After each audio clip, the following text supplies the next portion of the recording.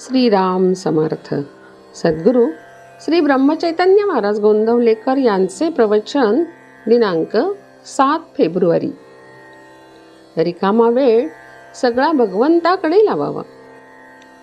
साधारणपणे ज्या वस्तू देहाला सुख देतात त्या पुष्कळ मिळवणे हे आपल्या जन्माचे ध्येय आहे असे आपल्याला वाटते.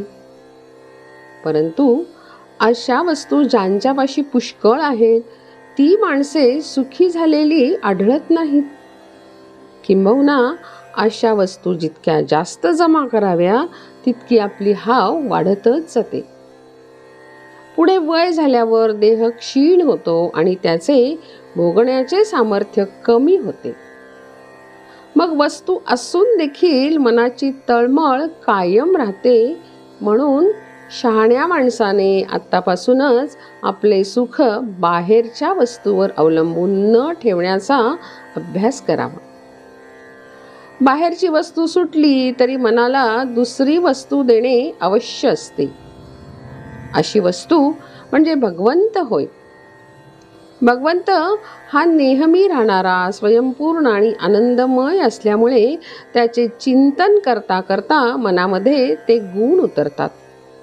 अर्थात मन भगवंताच्या चिंतनाने आनंदमय बनल्यावर त्या माणसाचे जीवन किती रसमय होत असेल याची कल्पना करावी.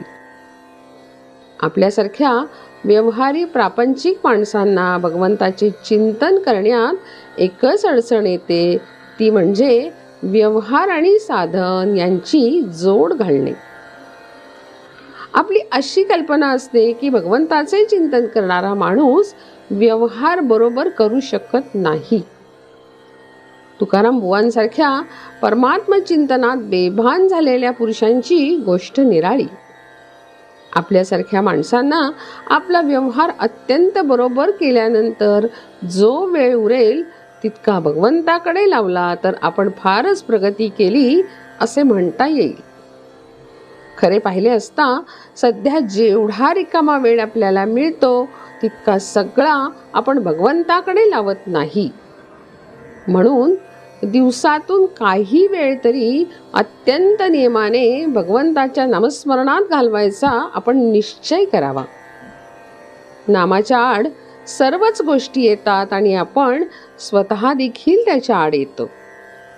तेवढे सांभाळावे आणि जगाच्या नादी फारसे न लागता आपले नाम चालू ठेवावे. शिवाय देवासंबंधीची फक्त संतांनी लिहिलेली पुस्तके रोज थोडी वाचावी, त्यावर मनन करावे आणि ते आपल्या आचरणात कसे येईल याचा सूक्ष्म विचार करावा. अशा मार्गाने जो जाईल त्याची हा म्हणता प्रगती होईल आणि त्याला समाधान मिळेल. समाधान हीच खऱ्या आनंदाची खूण आहे. जानकी जीवन स्मरण. जय जय राम.